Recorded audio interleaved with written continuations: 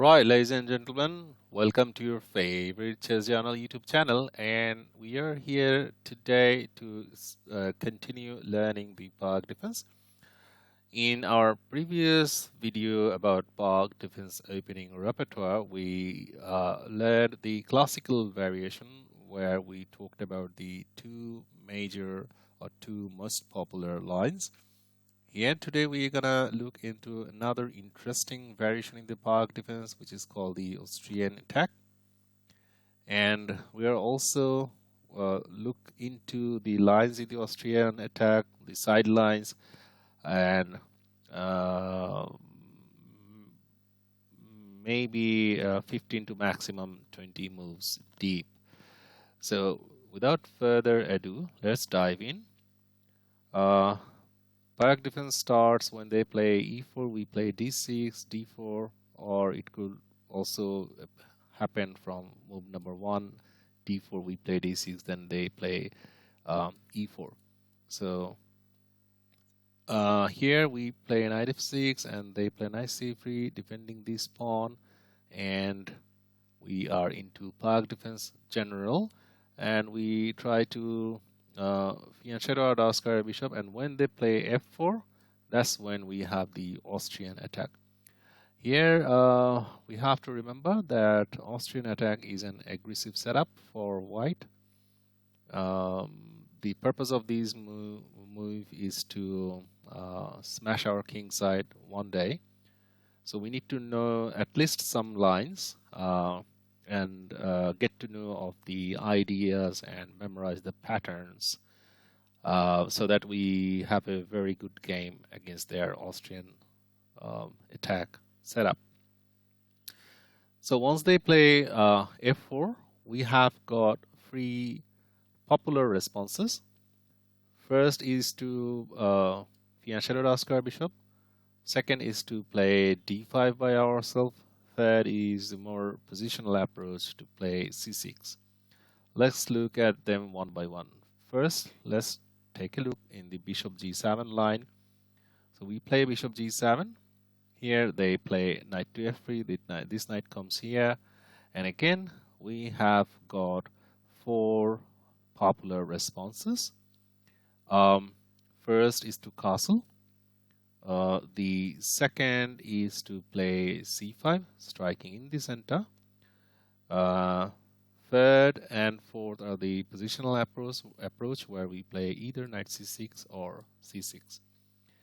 And I must mention here that I've also myself played bishop g4, pinning their knight, but this early bishop g4 move, if your opponent knows the theory, it doesn't gives black good results. So I'm gonna recommend to stick to these lines that we are gonna see here.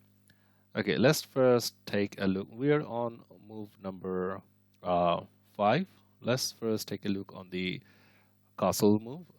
We castle, and they play e5, striking in the center and attacking our knight. So we play d e5.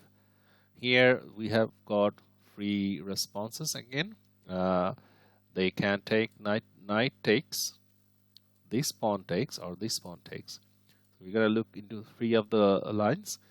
First, take a look at the worst line where white plays this one. That's not the best move. Best move is either this one or this one. That's probably the second best move. Okay, so knight takes, and we play c5, attacking the center pawn immediately. And they push the pawn forward, d5, and here we again attack that pawn. They again push that pawn, and notice that we are progressing, but they are sticking into focusing on this pawn only. And then we put our knight here, not this knight. We have to remember that. Put this knight, f knight, opening up this bishop's eye. and they develop their dark square bishop, attacking our weak pawn, and we capture their knight. They recapture, and then we capture their pawn. Look, their center pawn is gone, and they fianchetto. I mean, they play queen d2. Taking here is okay.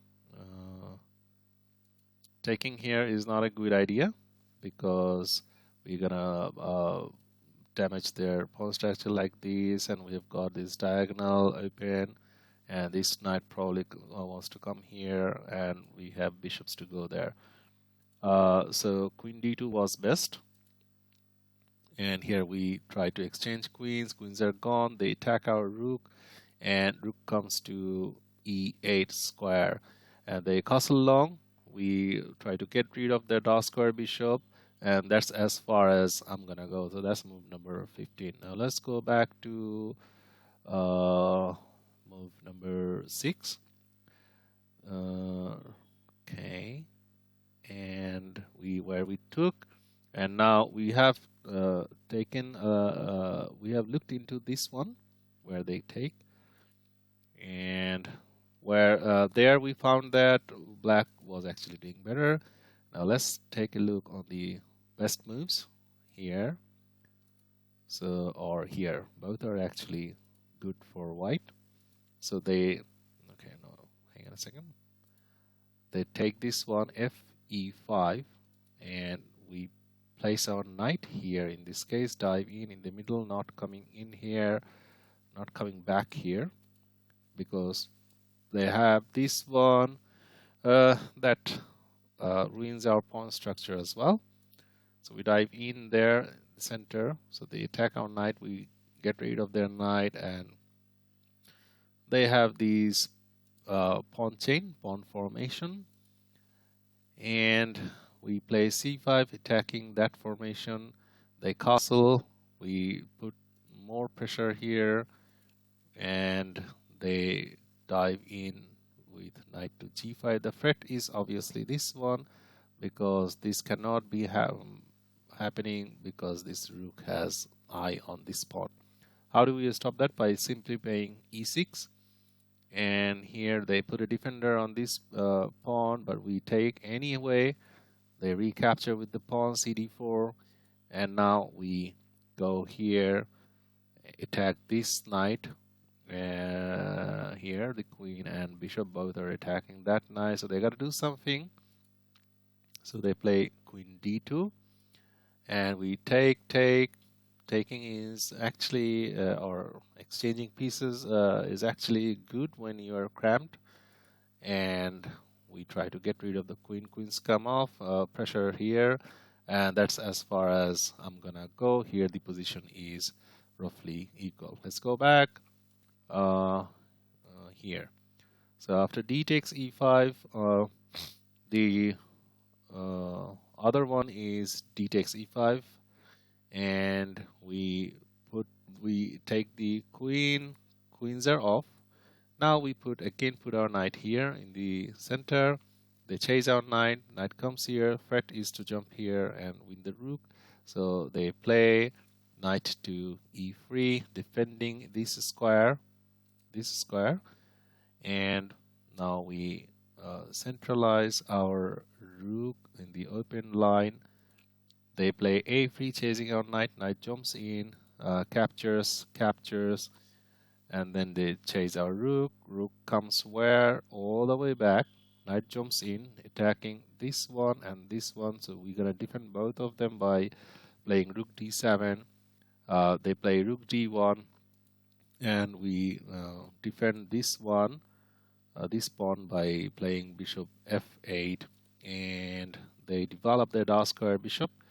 We chase their knight away, and that's as far as I'm gonna go. Position is here roughly equal. Okay, where were we? d5. Okay, now that was the bishop g7 line. Okay, let's start from the top again. I'm going a bit fast. Sorry guys, bear with me. because of the fact that we have got so many lines to look into. If I keep on going slowly, then the video is gonna be very long. You guys might don't wanna see that. Instead, what you can do, you have this video, save it, and then rewind this video and watch it later. So e4, d6, d4, knight f6, knight c3, g6, f4, and we enter into the Austrian attack. We looked into the bishop g7 line. Now, bishop g7 line. Yeah, bishop g7 line, and where we look the castle variation from move number 5. Now let's look into the c5 variation where we strike immediately. And okay, just let me go back here. Okay, when castle, they played here. Okay, remember that we just looked into that, and now when we play c5, they are gonna give a check, and we block that check as well as attacking their bishop. Now they play here. Okay, previously when we castle, they immediately played here, and now they play here. We save our knight first, and then they push this pawn further up, and now we take. They dive in. So what is the best continuation? By taking this bishop, obviously. So they take our knight. That's the reason why they dived in. And this pawn is weak. So we defend this pawn like this way. And now they take it anyhow. We retake, and queen takes the bishop. And don't worry about it. Well, we are 1, 2, 3, 4, 5, 6, 7. They are 1, 2, 3, 4, 5, 6, 7. So pawn was speaking. We are equal in material. So now we take a pawn. That's a pawn up, and we try to exchange pieces. They avoid that exchange, and now we castle. They castle, and here, as far as this is as far as I'm gonna go, position is still equal. Okay, let's go again to move number 5. So we looked into the castle variation, we looked into the c5 variation. Now let's look into the knight c6 variation. Here they play, after we play knight c6, they play bishop e2, we castle, they castle as well. Now we play e5. So you've got to remember that. Just play e5, striking in the center. Why we do that? Because Pirc defense is again a hypermodern opening. We let them have a strong center. So once our king is safe, we're gonna strike in the center from like this way or from the sides. So that's the main theme in the Pirc defense. So we need to strike in the center here. Our pawn needs to strike. They again, like in the previous variation, as we see here, they push. Now instead, in the last variations we went there, but now we because we have support with this pawn, we dive in the center to the e4 square, knight e4 takes, and they attack this pawn, and we're gonna exchange queens, and we're gonna win this pawn. So they have to defend that one, and we play f6, forgetting this pawn. So they take this pawn, and we take that pawn. Now they attack our knight. Knight comes back. They give a check. King slides to h8 square.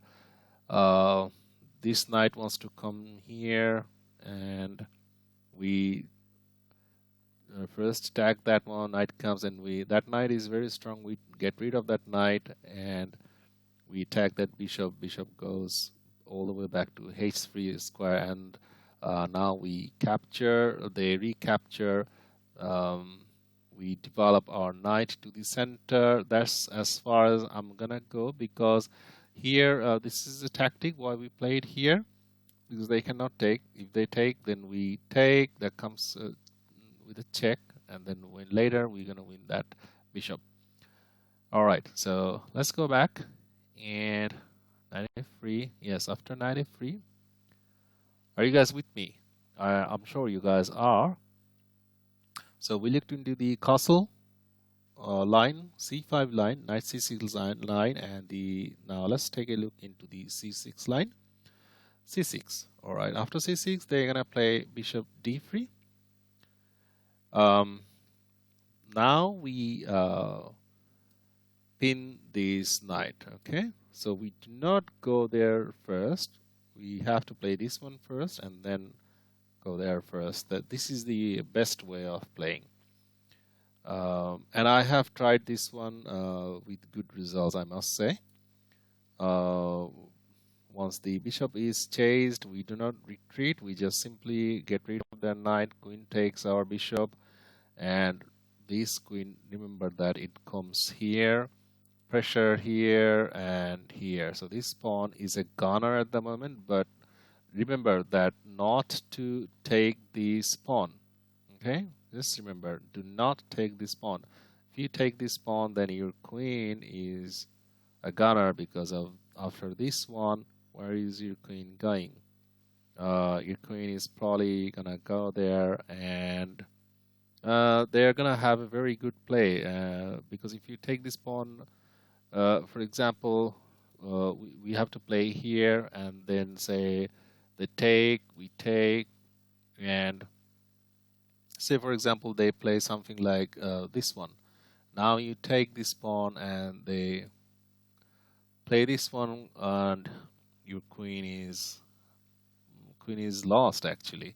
So remember this one. So once they play a3, shouldn't take this pawn with your queen. Instead, your bishop can capture. And at this moment in time, position is equal. Okay, and let's go back. Okay, we looked into all the lines in the fianchetto variation in the Austrian Attack. Remember that. Also notice that all these things have, say, this one. When we play bishop b5. When we play c5, that's got a name actually. Dragon, which is called dragon formation. I think this name has came from the Sicilian opening. I'm not quite sure. If you know this, let me know. And also, if we play not castles, the c6 or c5 is the dragon at c6. Anyway, what was it?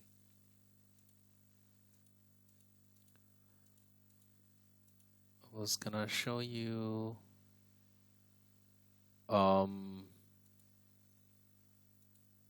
yeah, this one. This is called the Unzicker attack or Unzicker attack.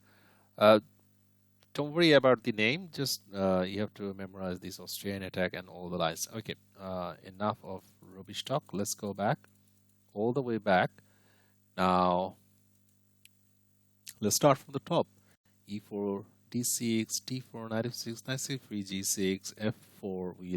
We enter the dragon, or enter into the Austrian Attack, and we shadowed our bishop. That's the line we looked into. Now let's look into the other two popular lines, where let's first look into the d5 line.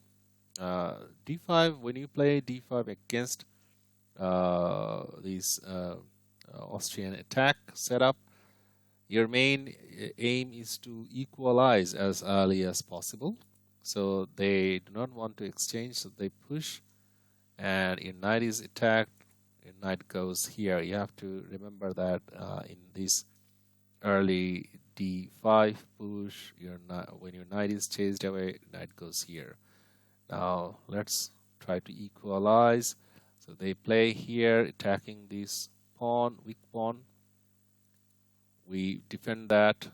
They develop their dark square bishop. The knight comes back because the knight's future is here.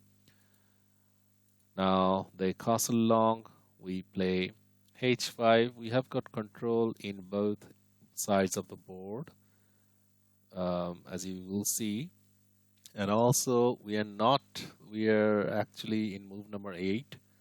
We're not showing our cards to the opponent, that we might castle in short or we might castle long. These pieces, they need to be developed, so we gotta bear that in mind. Do not simply develop your pieces for the sake of developing in Pirc defense. You gotta know when to develop them. If you're serious about chess and if you're an intermediate level player, you must know at least 10 moves in the Pirc defense. Okay, so they play g3, we play b6, trying to fianchetto. We can play fianchetto, but I'm gonna recommend playing here. That's even better. So they play h3, preparing to roll their pawns in the king side. And now we play bishop a6. They go g4. We get rid of their light square bishop. Rook takes f1.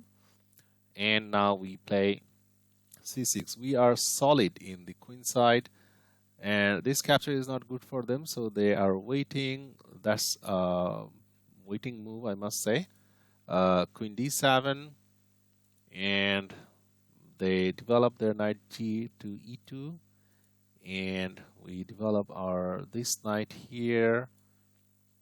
They play here knight g3, putting pressure here, and we chase that knight away, as well as locking this area of the board. Knight goes back. Now we castle long, and I'm gonna go as far as this move number 16. The computer shows that position is roughly equal with slight edge for the white team. All right. Now what else? We have just looked into the d5 line. We have now got to look into the c6 line. This is positional play, and here they develop their knight. We now fianchetto our dark square bishop, and they play bishop d3. Now we remember that I said when he play here, you can now play here. So we play bishop g4.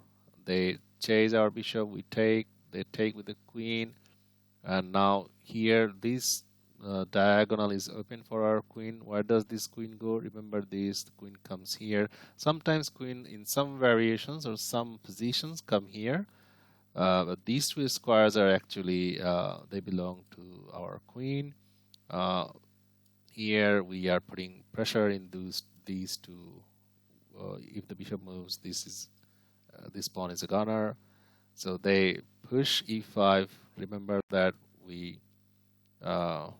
need to first save our knight, and then once they take this pawn, we're gonna take with our e pawn, and this is as far as I'm gonna go. Okay, and what else? Let me check if I have missed anything.